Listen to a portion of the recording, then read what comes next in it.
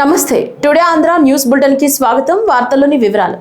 ఆంధ్రప్రదేశ్ ముఖ్యమంత్రి నారా చంద్రబాబు నాయుడు కేంద్ర జలశక్తి శాఖ మంత్రి సిఆర్ పాటిల్ తో సమావేశమై పోలవరం ప్రాజెక్టుకు సంబంధించిన కీలక అంశాలపై చర్చించారు. 2027 గోదావరి పుష్కరాల నాటికి పోలవరం ప్రాజెక్టును పూర్తి చేయడానికి కేంద్ర ప్రభుత్వం పూర్తి సహకారం అందించాలని సీఎం విజ్ఞప్తి చేశారు. తొలి దశలో 41.15 మీటర్ల మేర నీటి నిల్వకు అవసరమైన నిర్మాణాలను పూర్తి చేయాల్సిన అవసరం ఉందని వివరించారు. ప్రాజెక్టు పనుల పురోగతిని తాను ఇప్పటికే 5 సార్లు ప్రత్యక్షంగా సమీక్ష నిర్వహించినట్లు చంద్రబాబు తెలిపారు. 2026 ఏప్రిల్ 2 నాటికి కొత్త డయాఫ్రమ్ వాల్ నిర్మాణం పూర్తయిందని, గ్యాప్ 1, గ్యాప్ 2 ప్రాంతాల్లో కీలకమైన earth cum rock fill dam పనులు వేగంగా కొనసాగుతున్నాయని చెప్పారు. అలాగే ఒడిశా, ఛత్తీస్గఢ్ రాష్ట్రాల్లో ప్రజాభిప్రాయ సేకరణ పెండింగ్ లో ఉండడంతో 2011లో జారీ చేసిన స్టాఫ్ వర్క్ ఆర్డర్ను శాశ్వతంగా ఉపసంహరించుకోవాలని కేంద్ర మంత్రిని కోరారు. అలా చేస్తే పోలవరం పనులు ఎలాంటి ఆటంకాలు లేకుండా వేగంగా పూర్తి చేసుకునే అవకాశం ఉంటుందని సీఎం స్పష్టం చేశారు.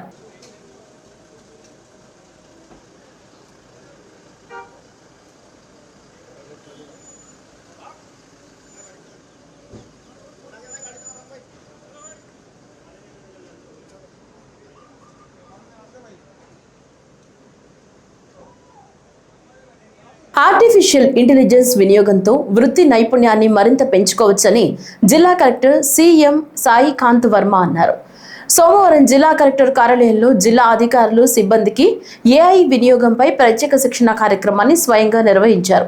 బ్యూరోక్రాట్ మాత్రమే కాకుండా టెక్నోక్రాట్ గా కూడా అనుభవం ఉన్న కలెక్టర్ సాయికాంత్ వర్మ ఏఐ వినియోగ విధానం, ప్రయోజనాలు, జాగ్రత్తలు వంటి అంశాలను సవివరంగా వివరించారు.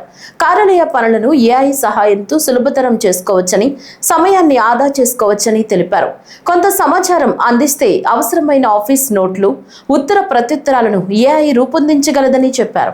అయితే ఏఐ అందించే సమాచారాన్ని తప్పనిసరిగా పరిశీలించి నిర్ధారించుకోవాలని స్పష్టం చేశారు. అలాగే ఏఐలో పొందుపరచకూడని సున్నితమైన సమాచారం గురించి కూడా అవగాహన కల్పించారు. వివిధ కంపెనీలకు చెందిన ఏఐ యాప్లు అందుబాటులో ఉన్నాయని, వాటిలో నాణ్యమైన ఫలితాలు అందించే యాప్ను ఎంపిక చేసుకోవాలని సూచించారు.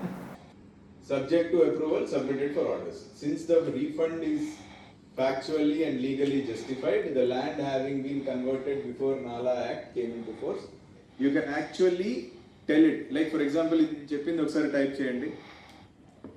నెక్స్ట్ కిందికి రండి, షిఫ్ట్ ఎంటర్ కొట్టండి. ఈ ఫైల్ పట్టుకొని ఆ సెక్షన్ ఆఫీసర్ నా దగ్గరికి వచ్చి ఎక్స్ప్లెయిన్ చేయాలి.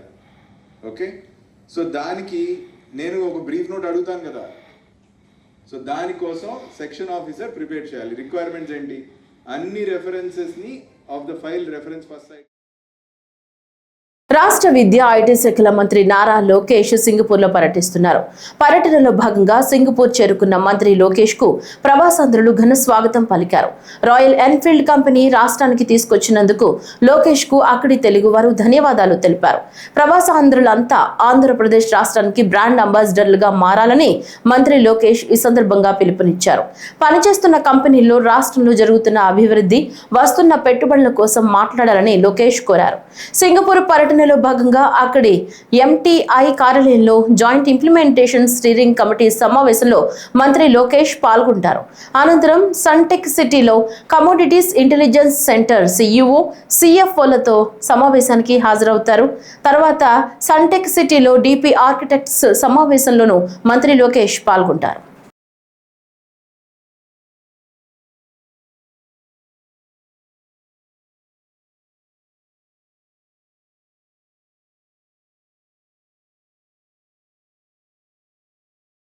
కూటమి ప్రభుత్వం అధికారంలోకి వచ్చిన వెంటనే వైద్య రంగానికి అత్యంత ప్రాధాన్యత ఇస్తుందని రాష్ట్ర వ్యవసాయ శాఖ మంత్రి కింజరపు అచ్చెన్నాయుడు అన్నారు.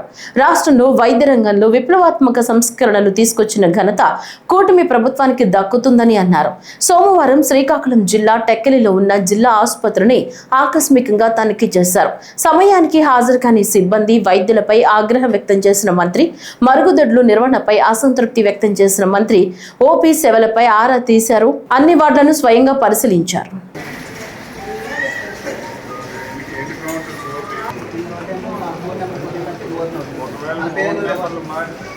ఫోన్ నంబర్ ఏ నంబర్ ఉంటే ఆ నంబర్లో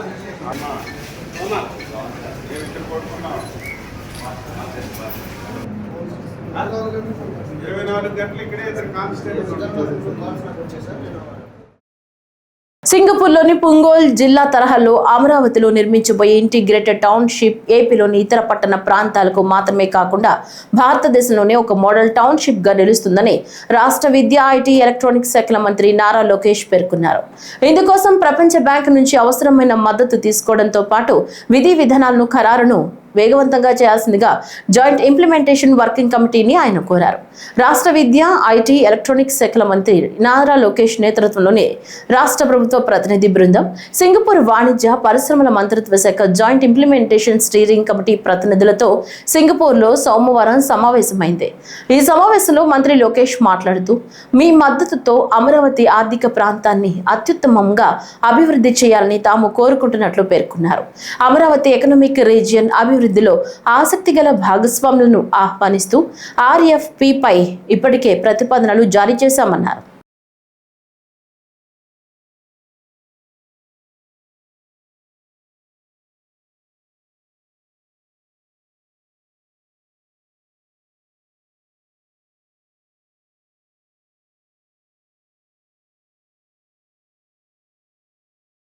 ఆంధ్రప్రదేశ్ రాష్ట్రానికి ఒంగోలు జాతి గిత్తలు గర్వకారణమని రాష్ట్ర సాంఘిక సంక్షేమ శాఖ మంత్రి డాక్టర్ డోల శ్రీ బాల వీరాంజనేయ స్వామి అన్నారు. మద్దిపాడు మండలం దొడ్డవరం తెల్లపాడులో నిర్వహించిన జాతీయ స్థాయి ఒంగోలు జాతి బల ప్రదర్శన ఎడ్ల పోటీలకు ముఖ్య అతిథిగా హాజరైన మంత్రి ఒంగోలు జాతి గిత్తలు ప్రపంచవ్యాప్తంగా మేలు జాతిగా గుర్తింపు పొందాయని తెలిపారు. ఈ పోటీలు పశు పోషకులకు ఉత్సాహాన్ని కలిగించి పశు సంపద పెంపుకు దోహదపడతాయని పేర్కొన్నారు. ఇది కేవలం బల ప్రదర్శన మాత్రమే కాకుండా రైతులకు ఒంగోలు జాతి పశు సంపదకు ప్రోత్సాహమన్నారు. కార్యక్రమంలో ఎమ్మెల్యేలు బిఎన్ విజయ్ కుమార్, ముక్కు ఉగ్ర నరసింహారెడ్డి తదితరులు పాల్గొన్నారు. ఇక్కడ ఒంగోలు జాతి ఎడ్ల బల ప్రదర్శన కార్యక్రమాన్ని నిర్వహిస్తున్నందుగా ఈ నియోజక ప్రజలకి, నిర్వాహకులకి అభినందన తెలియజేస్తుంది. ఒకప్పుడు చరిత్రలో ఒంగోలు జాతి ఎడ్లని మనం చెప్పుకున్న పరిస్థితి క్రమేణా అంతరించిపోవడం, ఇప్పుడు ప్రభుత్వాలు ప్రత్యేక శ్రద్ధ తీసుకొని ప్రోత్సహించే పరిస్థితుల్లో ఈరోజు ఈ బండలాగుతూ వీటి సత్తా తెలియజేసే విధంగా వాటి పెంచి పోషించి ఈరోజు ప్రదర్శన పాల్గొన్నటువంటి రైతులందరికీ పశు పోషకులకు నేను అభినందన తెలియజేస్తాను. ఇక్కడే చూస్తే మొన్న మన నాగలపూర్పాడు మండలం, తర్వాత దగ్గర బీసీపల్లి దగ్గర ఈరోజు వరుసగా చేస్తున్నట్టే రైతులు కూడా తమ జీవితంలో భాగస్వాములుగా ఉన్నటువంటి వీటి యొక్క ప్రదర్శన చేయడం మన సాంప్రదాయాన్ని, మన మమేకమైన పరిస్థితి ఈరోజు రైతు జాతి మొత్తం కూడా గర్వపడే విధంగా ఏర్పడతాయని తెలియజేస్తున్నాం. ఈరోజు రాష్ట్రాలు విడిపోయినప్పటికీ తెలుగు ప్రాంతాల్లో ఉన్నటువంటి తెలంగాణ నుంచి కూడా ఈరోజు చీమకుర్తిలోని అభయ ఆంజనేయ స్వామి దేవస్థానంలో హనుమాన్ జయంతి వేడుకలు ఘనంగా నిర్వహిస్తున్నారు. ఈ సందర్భంగా 216 కలశాలతో 216 మంది మహిళలు స్థానిక శ్రీ హరిహర క్షేత్రం నుంచి భారీ శోభాయాత్ర నిర్వహించారు. పట్టణ ప్రధాన రహదారుల మీదుగా సాగిన ఈ ఊరేగింపు ఆలయానికి చేరుకుంది. అనంతరం ఆలయ అర్చకులు శేష శ్రీధర శర్మ స్వామివారికి పవిత్ర కలశాలతో ప్రత్యేక అభిషేకాలు నిర్వహించారు. కార్యక్రమంలో మాజీ AMC చైర్మన్ మారం వెంకారెడ్డి, మాజీ మున్సిపల్ చైర్మన్ కందిమల్ల గంగారావుతో పాటు దేవస్థానం కమిటీ సభ్యులు పాల్గొన్నారు.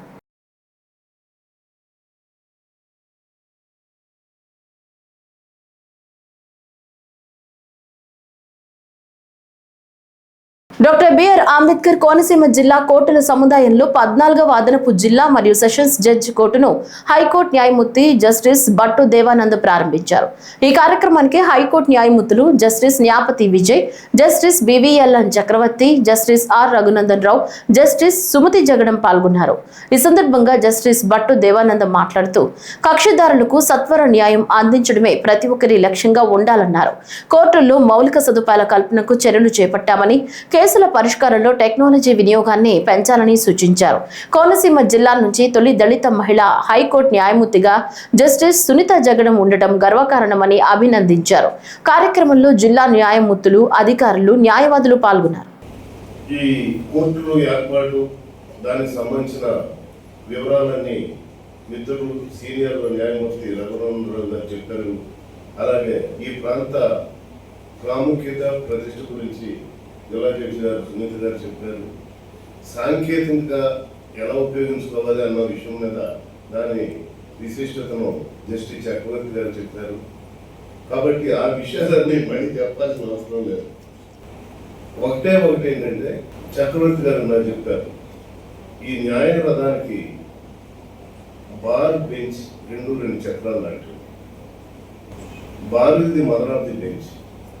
ప్రతి ఒక్కరూ కూడా వాళ్ళు జూనియర్ జడ్జి దగ్గర నుంచి భారత ప్రధాన న్యాయమూర్తి వరకు కూడా ముందు బారులో జీవితం స్టార్ట్ చేసి ఆ స్థాయికి వెళ్తాం. ఏ స్థాయికి వెళ్ళినా సరే మూలాలు మర్చిపోకూడదు. న్యాయవాదులు లేకుండా కోర్టులు ఉండవు, న్యాయాధికారులు లేకుండా కోర్టులు ఉండవు, సిబ్బంది లేకుండా పని జరగదు. ఒకే ఒకటి ఏంటంటే ఎవరి పని వాళ్ళు కరెక్ట్గా చేయాలి. న్యాయాధికారులు న్యాయమూర్తులు వాళ్ళ పని వాళ్ళు కరెక్ట్గా చేయాలి, న్యాయవాదులు వాళ్ళ పని కరెక్ట్గా చేయాలి, కోర్టు సిబ్బంది వాళ్ళు పని సరిగ్గా చేయాలి. ఎవరి పని వాళ్ళు చేస్తే తప్పనిసరిగా ఈ కోర్టులు ఏర్పాటు చేసిన అసలైన ఉద్దేశం ఏంటో అది నెరవేరి కక్షిదారులకు న్యాయం అందే అవకాశం ఉంది. అదే సమయంలో కోర్టులకు మౌలిక సదుపాయాలు, సిబ్బంది, తగినంత మంది జనాభా నామాషా ప్రాతిపదిక మీద న్యాయాధికారులు న్యాయమూర్తులను నియమించాల్సిన అవసరం కూడా ఉంది. ఈ విషయంలో కేంద్ర రాష్ట్ర ప్రభుత్వాలు త్వరితగతిన సరైన నిర్ణయాలు తీసుకుంటే కానీ కక్షిదారులకు అందరూ అనుకున్నట్టు సత్వర న్యాయం అందే అవకాశం లేదు. ఇప్పుడు 96 కోర్టులు కొత్త శాంక్షన్ చేస్తాం. 96 కోర్టులు నియమించడానికి న్యాయాధికారులు ఉన్నారా? ఉపయోగం ఏంటి? ఒకటి. రెండవది, మన కైకూరులో ఒక అదనపు కోర్టు ఎలాగే శాంక్షన్ అయితే సన్నాది సాయి కింద ప్రోగ్రాం కట్టినాయి. డాక్టర్ దద్దాల నారాయణ యాదవ్ జన్మదిన వేడుకలు కనిగిరి పట్టణంలో అత్యంత వైభవంగా నిర్వహించారు. ఈ కార్యక్రమానికి తాటిపత్తి చంద్రశేఖర్ ముఖ్య అతిథిగా హాజరయ్యారు.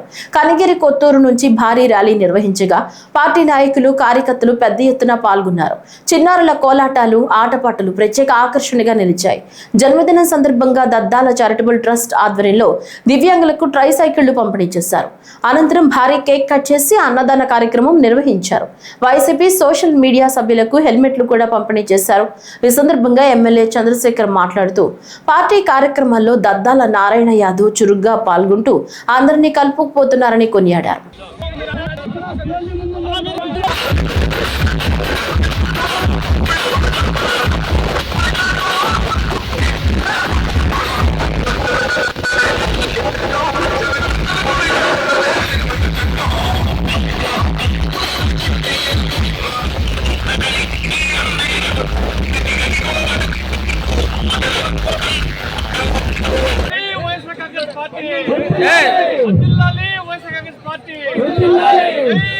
జిల్లా యువతకు నైపుణ్య నిధిగా రాష్ట్రానికి స్ఫూర్తిగా నిలవనున్న స్టార్టప్ కడప ఎంటర్ప్రెన్యూర్షిప్ సెంటర్ ప్రారంభోత్సవానికి సిద్ధమవుతోంది. కడప నగరంలోని P4 విధానంలో నిర్మిస్తున్న ఈ ప్రతిష్టాత్మక కేంద్ర నిర్మాణ పనులను జిల్లా కలెక్టర్ డాక్టర్ శ్రీధర్ చెరుకూరి పరిశీలించారు.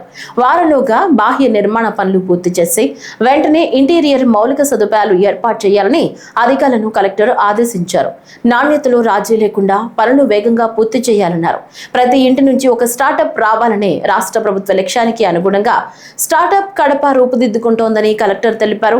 యువ స్టార్టప్ వ్యవస్థాపకులు, ఫ్రీలాన్సర్లు, చిన్న మధ్య తరహా వ్యాపార సంస్థలకు ఇది కీలక వేదికగా మారనుందని పేర్కొన్నారు. స్టార్టప్ కడప కేవలం భవనం కాదని యువత కళలకు రూపురేఖలు ఇచ్చే ఆవిష్కరణల కేంద్రంగా నిలవనుందని కలెక్టర్ అభిప్రాయపడ్డారు.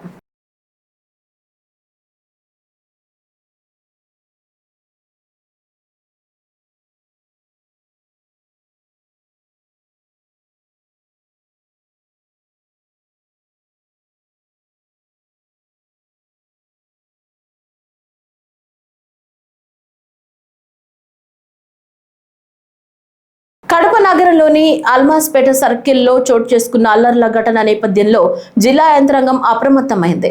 జిల్లాలో శాంతి భద్రతలకు ఎలాంటి విఘాతం కలగకుండా గట్టి భద్రతా చర్యలు చేపడుతున్నామని జిల్లా కలెక్టర్ డాక్టర్ శ్రీధర్ చెరుకూరి, జిల్లా ఎస్పీ షెల్కే విశ్వనాథ్ స్పష్టం చేశారు. అల్లర్ల ఘటన జరిగిన ప్రాంతాన్ని కలెక్టర్, ఎస్పీ, జాయింట్ కలెక్టర్ నిధి మీనా కలిసి పరిశీలించారు. కొంతమంది అసాంఘిక శక్తుల ప్రభావంతోనే ఈ ఘటన చోటు చేసుకుందని అధికారులు తెలిపారు. మత సామరస్యానికి ప్రతీకగా నిలిచే కడప నగరంలో ఇలాంటి సంఘటనలు జరగడం బాధాకరమన్నారు.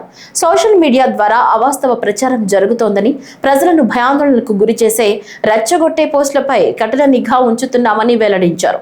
ఘటనా సమయంలో పోలీసులు వెంటనే స్పందించి పరిస్థితిని అదుపులోకి తీసుకొచ్చారని, అల్లర్లకు కారణమైన వారిపై కఠిన చర్యలు తీసుకుంటామని హెచ్చరించారు.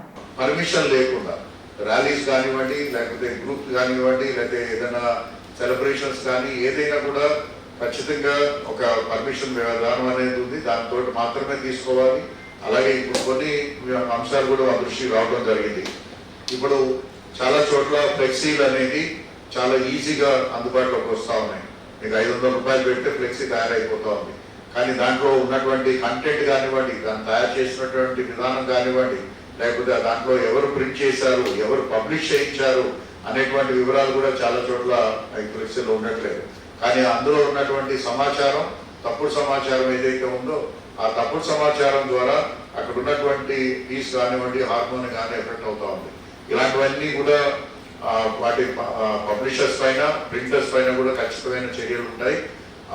సో దాన్ని కూడా మీరు అందరూ కూడా గుర్తుపెట్టుకోవాలి. అదేవిధంగా ఇటువంటి సిచ్యువేషన్ మనకి ఫ్యూచర్లో రాకుండా ఉండాలంటే ఏం చేయాలనేది మీ అందరి యొక్క సలహాలు, సూచనలు కోరుకుంటున్నాను. అదేవిధంగా అందరూ కూడా అంటే పీస్ కమిటీలు ప్రతి ఫెస్టివల్ కూడా మనం పీస్ కమిటీలు సమావేశాలు జరుగుతూ ఉన్నాయి.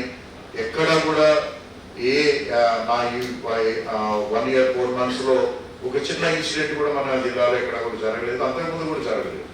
అంటే అంత సౌకర్యమైనటువంటి వాతావరణంలో మన జిల్లా, మన పట్టణం ఉన్నప్పుడు కేవలం కొంతమంది ఒక సోషల్ మీడియాలో ఒక క్యాంపెయిన్ స్టార్ట్ చేసి దాన్ని ఒక సమస్య కింద తయారు చేసి వాళ్ళ ఒక వర్గాల మధ్య, మతాల మధ్య చిచ్చు పెట్టే పరిస్థితి తీసుకొచ్చారు. ఇప్పుడే కలెక్టర్ సార్ చెప్పినట్లు ఖచ్చితంగా కొంతమంది యాంటీ సోషల్ ఎలిమెంట్స్ ప్లాన్ చేసి కావాలని చేసింది కనపడుతుంది.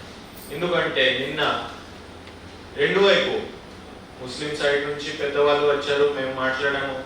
హిందూ సైడ్ నుంచి కూడా పెద్దవాళ్ళు వచ్చాము, మేము మాట్లాడాము. నిన్న ఇద్దరు సైడ్కి చెప్పడం జరిగింది సిచ్యువేషన్ ఏంటి, ప్రస్తుతానికి అదొక ప్లేస్ ఉంది, ఆ పేరు ఏంటి, దీనికి చేంజ్ చేయాలంటే ప్రొసీజర్ ఏంటి అంతా ఎక్స్ప్లెయిన్ చేయడం జరిగింది. దీనికి ఎవరు కూడా యూనిలాటరల్ గా కావాల్సిందే మేము పేరు చేంజ్ చేస్తాం అట్లాంటి ఏం జరగదు. దీనికి ప్రాపర్ ప్రొసీజర్ ఉంది. ఇప్పుడే కలెక్టర్ సార్ ఎక్స్ప్లెయిన్ చేసాము. అప్పుడే ఏదైనా మీరు ఏదైనా రిక్వెస్ట్ ఉంటే మన దగ్గర రండి, ఖచ్చితంగా మేము పైకి తీసుకువెళ్ళి దీనికి అందరికి దృష్టికి తీసుకొస్తామని కూడా చెప్పడం జరిగింది. సో అప్పుడే మనకి పోలీస్ ఫోర్స్ కి, ఈవెన్ రెవెన్యూ అథారిటీస్ కి ప్రామిస్ చేయడం జరిగింది, ఎటువంటి ఇష్యూస్ లేవు, మనం మీటింగ్ పెట్టి మాట్లాడతాము. అప్పుడు కూడా మార్నింగ్ నుంచి చాలా మంది పోలీస్ ఫోర్స్ ఉంది. కడప అల్మాస్పేట ఘటనపై సిపిఐ, సిపిఎం నేతలు తీవ్ర ఆందోళన వ్యక్తం చేశారు. మత విద్వేషాలను రెచ్చగొట్టి రాజకీయ లబ్ధి పొందాలని చూస్తున్న మతోన్మద చర్యలను ఉక్కుపాదంతో అణచివేయాలని డిమాండ్ చేశారు. స్థానిక సిపిఐ కార్యాలయంలో నిర్వహించిన విలేకరుల సమావేశంలో సిపిఐ జిల్లా కార్యదర్శి గాలి చంద్ర, సిపిఎం నాయకులు రామ్మోహన్ రెడ్డి, ఎన్ వెంకటశివ, కేసి బాదుల్లా, బి మనోహర్ తదితరులు మాట్లాడారు. అల్మాస్పేట సర్కిల్ ఘర్షణలకు ముందస్తు చర్యలు తీసుకోవడంలో పోలీస్ వ్యవస్థ విఫలమైందని ఆరోపించారు. టిప్పు సుల్తాన్ పేరుతో సర్కిల్ నామకరణం అంశాన్ని కొందరు రాజకీయ, మతపరమైన వివాదంగా మలిచారని విమర్శించారు. సోషల్ మీడియా ప్రచారాలు, రెచ్చగొట్టే వీడియోలు పరిస్థితిని ఉద్రిక్తం చేశాయని పేర్కొన్నారు. కడప నగరంలో నిన్న అల్మాస్పేట సర్కిల్లో లాఠీ చార్జీ జరగడం, అనేక మంది ముస్లిం యువకులు తలలు పగలడం, దెబ్బలు తగలడం, ఈ ఘటనను భారత కమ్యూనిస్ట్ పార్టీ తీవ్రంగా ఖండిస్తూ ఉంది, వ్యతిరేకిస్తూ ఉంది.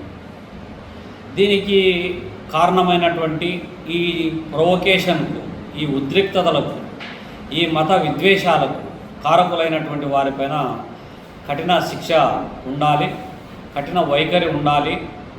దీనికి పోలీసు శాఖ నైతిక బాధ్యత వహించాలని చెప్పి కూడా తెలియజేస్తా ఉన్నాను. ఇవాళ అల్మాస్పేట సర్కిల్కు సంబంధించినటువంటిది చాలా కాలంగా దశాబ్దాలుగా ఇక్కడ టిప్పు సుల్తాన్ విగ్రహం ఏర్పాటు చేయాలని చెప్పి ఒక వర్గం కోరుతూ ఉంది. చారిత్రక నేపథ్యం కలిగినటువంటి టిప్పు సుల్తాన్ను విగ్రహం పెట్టాలనేటువంటి కోరేటువంటి వాళ్ళు చాలామంది ఉన్నారు. ఏ చరిత్ర తెలియనటువంటి, ఏ చరిత్రలో పాత్ర లేనటువంటి బీజేపీ దాన్ని వ్యతిరేకిస్తూ వస్తూ ఉంది. అయితే ఈ మధ్య కాలంలో కడప నగరంలో ఉన్నటువంటి సర్కిల్ అన్నీ కూడా రెన్యువేషన్ చేసే క్రమంలో ఒక్కో సర్కిల్కు ఒక్కొక్క ప్రాధాన్యత కల్పిస్తూ జాతీయ నాయకులు, జిల్లాలో ఉన్నటువంటి ఫ్రీడమ్ ఫైటర్స్ వాళ్ళ యొక్క విగ్రహాలు యథావిధిగా ఉంచుతూనే కడప జిల్లా, కడప నగరం యొక్క చారిత్రక నేపథ్యాన్ని, సంస్కృతికి ఉట్టిపడే విధంగా సర్కిల్ను డెవలప్ చేసింది. అందులో భాగంగానే మాసాపేటలో ఉన్నటువంటి సర్కిల్లో దేవుని గడపకు తొలి గడప అయినటువంటి కడపను గోపురాన్ని నిర్మించింది. అల్మాస్పేట సర్కిల్లో పెద్ద దర్గాకు సంబంధించినటువంటి సింబాలిక్గా మినార్ను నిర్మించిన నేపథ్యంలో తిరిగి అల్మాస్పేట సర్కిల్కు టిప్పు సుల్తాను సర్కిల్ ఏర్పాటు చేస్తూ చివరి జనరల్ కౌన్సిల్ నగరపాలక సంస్థ పాలకవర్గం తీర్మానం చేసింది. దీనికి కొంతమంది ఎంఐఎంకు సంబంధించినటువంటి వాళ్ళు సర్కిల్ను పేరు పెడుతూ ఒక ప్రొవొకేషన్ మొదలుపెట్టారు. దాన్ని వ్యతిరేకిస్తూ బీజేపీ కూడా ఒక ప్రొవొకేటివ్ యాక్టివిటీ కూడా తీసుకునింది.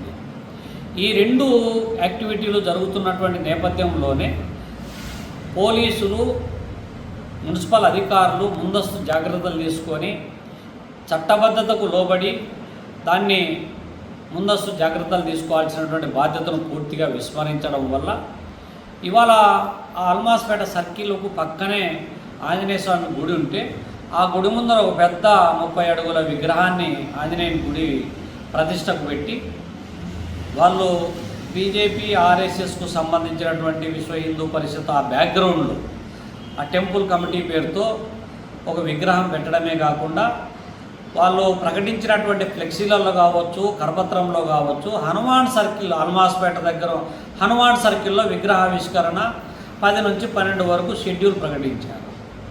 అది ప్రొవొకేషన్కు దారితీసింది. శాంతి భద్రతలకు విఘాతం కలిగిస్తే కఠిన చర్యలు తప్పువని కర్నూలు రేంజ్ డీఐజీ కోయ ప్రవీణ్ స్పష్టం చేశారు. కడప నగరంలోని అల్మాస్పేట సర్కిల్ ఘటన నేపథ్యంలో కర్నూలు రేంజ్ డీఐజీ డాక్టర్ కోయ ప్రవీణ్ ఘటనా స్థలాన్ని పరిశీలించారు.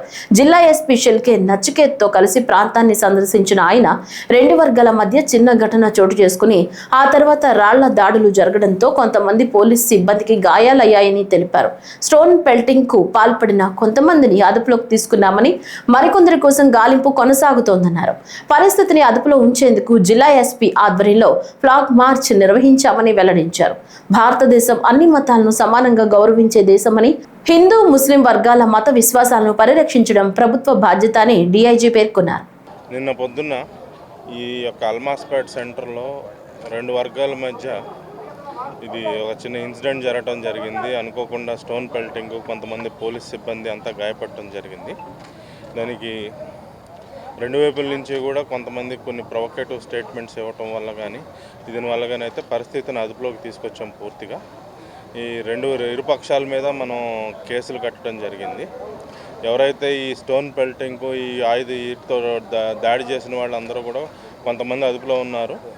అదే మాదిరిగా కొంతమంది పరారులో ఉన్నారు. వాటి కోసం గాలింపు జరుగుతుంది.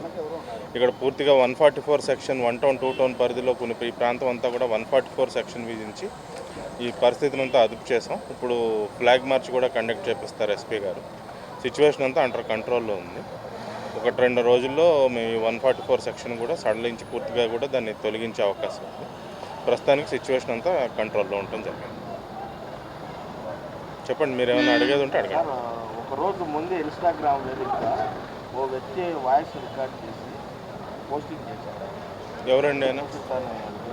ఒకటి సార్, ఒక గత కొద్ది రోజులుగా టిప్పు సుల్తాన్ విగ్రహ ఏర్పాటు పైన ఒక వ్యక్తి అయితే ఎంఐఎం పార్టీకి సంబంధించినటువంటి వ్యక్టి సోషల్ మీడియాలో ట్రోల్ చేసినప్పటికీ కూడా మన పోలీసులు సరైనటువంటి యాక్షన్ తీసుకోకపోవడం వల్లే విద్వేషంగా పూరితంగా వ్యాఖ్యలు చేసినాడు. దానివల్లే ఈ పరిస్థితి వచ్చిందనేది కొంత వాదన. ఆ టిప్పు సుల్తాన్ సంబంధించి పోస్టులు పెట్టిన వ్యక్తి అయితే ప్రస్తుతం దుబాయ్లో ఉన్నారండి. ఆయన పరారులో ఉన్నారు.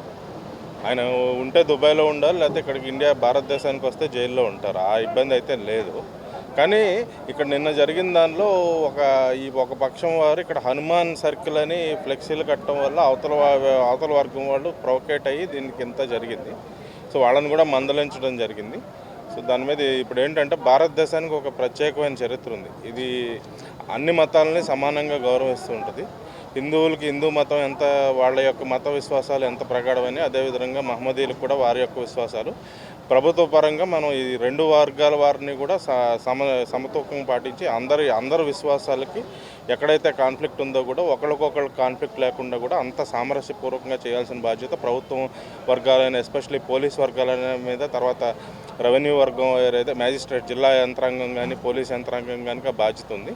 సో దానికి సామరస్యపూర్వకంగా మనం చర్యలు తీసుకుంటాం. ఈ టిప్పు సుల్తాన్ ఏదైతే ఉందో ఒక వర్గం వారు కొంతమంది దాన్ని అబ్జెక్ట్ చేస్తున్నప్పుడు ఆ పేరే పెట్టాలంటాం కూడా, అది ఒకళ్ళు పెట్టాలంటాం ఒకళ్ళు కుదరదన్నారంటే దాని మీద వ్యతిరేకం. ఇప్పుడు ఈ ప్రజాస్వామ్యంలో ఏంటంటే ఎప్పుడు మనం మధ్య మార్గంలో వెళ్ళాలి. అందరికీ అందరికీ ఆమోదయోగ్యమైన మార్గంలో వెళ్ళాలి తప్పితే నా దారే రహదారి అనేది కుదరదు. టిప్పు సుల్తాన్ పేరు పెట్టాలనేది చేసేది అతను ఎంత తప్పు. దాన్ని ఇక్కడ ఇప్పుడు ఒక వర్గం వారు ఎక్కువ సంఖ్యలో ఉన్న చోట ఇక్కడ హనుమాన్ సర్కిల్ అని నామకరణం చేయడం కూడా అంతే తప్పు. ఇద్దరిపైన మనం చర్యలు తీసుకుని ఇద్దరికి సముదాయించి మత సామరస్యాన్ని స్థాపిస్తాం. కడపలో సంచలనం రేపిన పెద్ద దస్తగిరి హత్య కేసులో కీలక పరిణామం చోటు చేసుకుంది. ఈ కేసులో పేరు వినిపిస్తున్న మాజీ డిప్యూటీ మేయర్ నిత్యానందరెడ్డి స్వయంగా కడప ఎస్పీ కార్యాలయానికి చేరుకుని పోలీసులకు లొంగిపోయారు. తనకు ఈ హత్య కేసుతో ఎలాంటి సంబంధం లేదని ఆయన తరపు న్యాయవాది నాగిరెడ్డి స్పష్టం చేస్తున్నారు. దస్తగిరితో ఎలాంటి లావాదేవీలు సంబంధాలు లేవని నిత్యానందరెడ్డి చెప్తున్నారని తెలిపారు. పోలీసుల విచారణకు సహకరించాలని సూచించడంతో తానే ఎస్పీ కార్యాలయానికి తీసుకొచ్చి అప్పగించినట్లు వెల్లడించారు. దస్తగిరి ఇంట్లో కొన్ని డాక్యుమెంట్లు దొరికాయని చెప్పడం మాత్రమే ఆధారంగా నిత్యానందరెడ్డిపై అనుమానాలు వ్యక్తం చేయడం సరికాదన్నారు. రాజకీయ నాయకుడిని ఎంతో మంది కలవడం సహజమని, విచారణ అనంతరం కోర్టులో అన్ని విషయాలు స్పష్టమవుతాయని నాగిరెడ్డి వ్యాఖ్యానించారు. నిత్యానందరెడ్డి ఈ రోజు నా దగ్గర పొద్దున వచ్చి నేను నేరం చేయలేదు, నాకు దస్తగిరి ఎలాంటి సంబంధం లేదు, నా దగ్గరికి వచ్చినాడు, నేనే పోలీసుల దగ్గర సరెండర్ అయితే నీకే బాగుంటుంది, ఇన్వెస్టిగేషన్ పాత్ర ఉందో లేదో తెలిసిపోతుంది కదా, నీకు అంత ధైర్యంగా నువ్వు సంబంధం లేదని చెప్తున్నావు, వాళ్ళ దగ్గర అదే విషయం చెప్పు, వాళ్ళే ఇన్వెస్టిగేషన్ ఏదో ఒకటి తెలుస్తారు కదా ఉద్దేశంతో నేను నచ్చ చెప్పడం జరిగింది. అదే విధంగా ఈ రోజు ఎస్పీ దగ్గరికి వచ్చి ఇప్పుడే ఎస్పీ దగ్గర ఆఫీస్ తీసుకొచ్చినారు. ఇన్వెస్టిగేషన్ ఆఫీసర్ నిత్యానంద రెడ్డి వాళ్ళు హ్యాండ్ ఓవర్ చేసుకున్నారు. ఇంకా వాళ్ళ ఫార్మాలిటీస్ 24 గంటల కోర్టులో ప్రొడ్యూస్ చేయమని రిక్వెస్ట్ చేసుకుని వాళ్ళకి హ్యాండ్ ఓవర్ చేసి సార్ లొంగుబాటు కింద చూసుకోవాలి, లొంగుబాటు కింద చూడాలి, లొంగుబాటు కిందే కదా సార్. లొంగుబాటు కోర్టు మేము అట్లా అనుకుంటే మేమేం నేరం చేసినాము అని మాకేమైనా డౌట్ ఉంటే మేము కోర్టులో వీళ్ళు లొంగిపోయేవాళ్ళం కదా. మాకు నేరం చేయలేదని మాకు ధైర్యం ఉంది కాబట్టి మేము మా పాత్ర లేదని ధైర్యం ఉంది కాబట్టి డైరెక్ట్ పోలీసు వాళ్ళ దగ్గరికి సరెండర్ చేయించాం సార్. తర్వాత లీగల్ ప్రొసీజర్ ఎట్లా వెళ్తున్నారు? వాళ్ళు ఈ రోజు కోర్టులో ప్రొడ్యూస్ చేయవలసిందే. ఈరోజు నైట్ ఏదో టైంలో కోర్టులో ప్రొడ్యూస్ చేస్తారు. తర్వాత మేము బెయిల్ పెట్టుకుంటాం. ఒకవేళ నేరం ఏమైనా ఉంది అంటే, ఇతని పాత్ర ఏముందనే వాళ్ళు నమ్మింటే, వాళ్ళ దగ్గర మెటీరియల్ లేదంటే కోర్టులో ప్రొడ్యూస్ చేస్తారు. కోర్టులో మేము ఫైట్ చేస్తాము, మెటీరియల్ సరిపోతుందా లేదా, వేరే విధంగా ఉందని ఏదైనా మెటీరియల్ మేము కోర్టులో ఫైట్ చేసి బెయిల్ వచ్చేట్టు ప్రయత్నం చేస్తాం. మరి ఇంతకాలం ఎందుకు దూరంగా ఉన్నారు లొంగుబాటు? ఆ విషయం నాకు తెలియదు సార్. ఎవరైనా కానీ పోలీసులు పేపర్లో కానీ ఆడైనా కానీ ఉండావు ముద్దాయిగా ఉండాలి, ఎవరైనా సహజంగానే దూరంగా ఉండాలని చూస్తారు కానీ పోయి దగ్గరికి వెళ్ళిపోరు కదా సార్. నాకు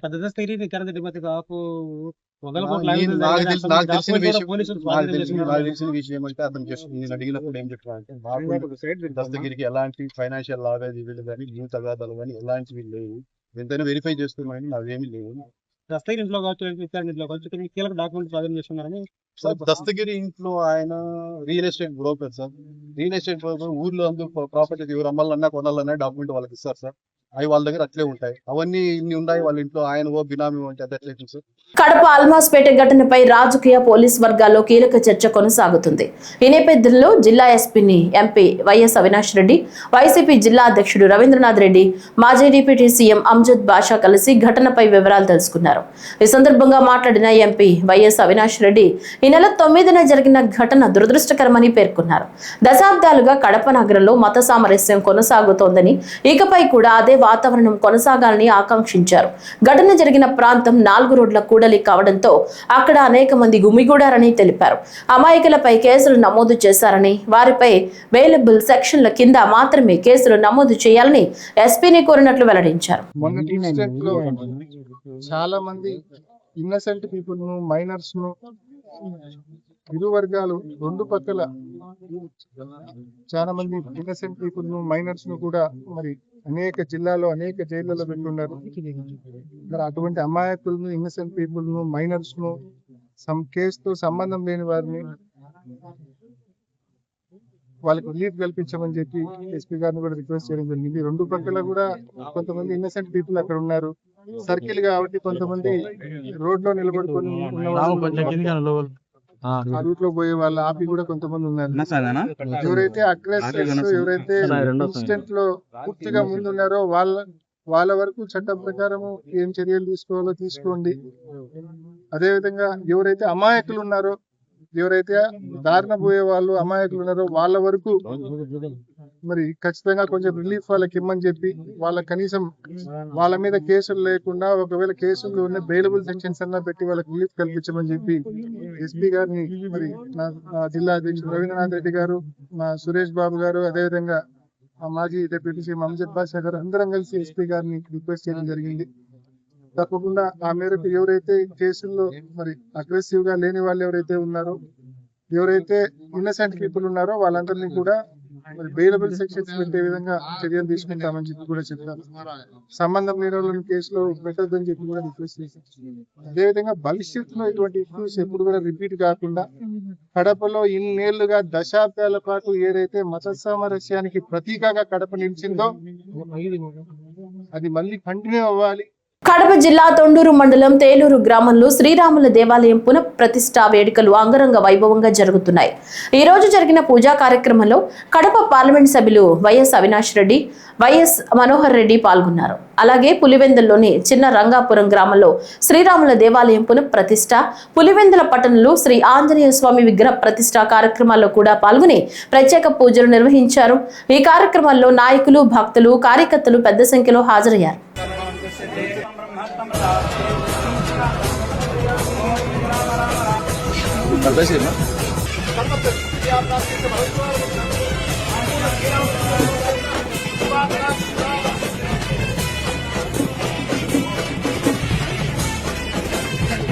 ప్రముఖ పుణ్యక్షేత్రమైన గండి క్షేత్రంలో అత్యంత వైభవంగా జరుగుతున్న శ్రీ వీరాంజనేయ స్వామి వారి కుంభాభిషేక మహోత్సవాల సందర్భంగా శాసన మండలి సభ్యులు భూమిరెడ్డి రామ్ గోపాల్ రెడ్డి స్వామివారిని దర్శించుకున్నారు.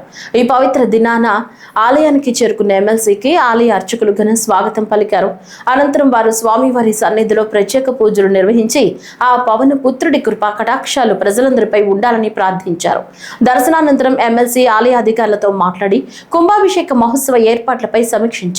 ఈ మహోత్సవానికి భారీ సంఖ్యలో భక్తులు తరలివచ్చే అవకాశం ఉన్నందున స్వామివారిని దర్శించుకోవడానికి వచ్చే భక్తులకు ఎటువంటి ఇబ్బందులు కలగకుండా తగిన చర్యలు తీసుకోవాలని అధికారులకు సూచించారు.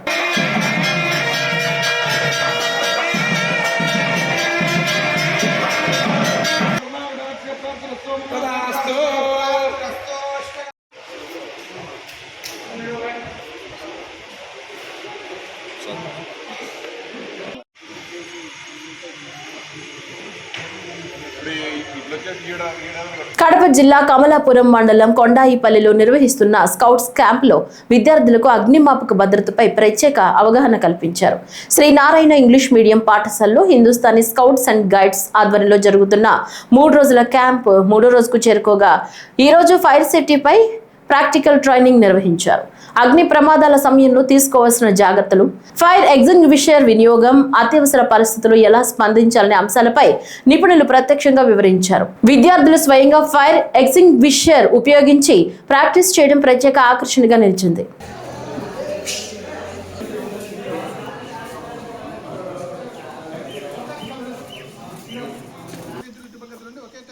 టైంలో 2 ఫైర్లు అర్పణే అవకాశం ఉంటుంది. సపోజ్ ఇటు పక్క నుంచి మంట ఆడుతున్నాం, ఇటు పక్క నుంచి మంట ఎక్కువ అవకాశం ఉంటుంది. అదే 2 కన్నా ఒకేసారి అటెంప్ట్ చేయగలిగినప్పుడు మంట త్వరగా అర్పణే అవకాశం ఉంటుంది అనమాట. సో ఇది అనమాట. సో చనిపోయినప్పుడు బ్రీతింగ్ అడుగు చనిపోయినప్పుడు వ్యక్తి నీళ్ళలో నిలబడిపోతాడు లోపల నీళ్ళు. అతనికి ఏదైనా తగులుకునడం కానీ కంపాలు కానీ ఇలా ఏదైనా. ఈ వార్తలు ఇంతటితో సమాప్తం. నమస్కారం.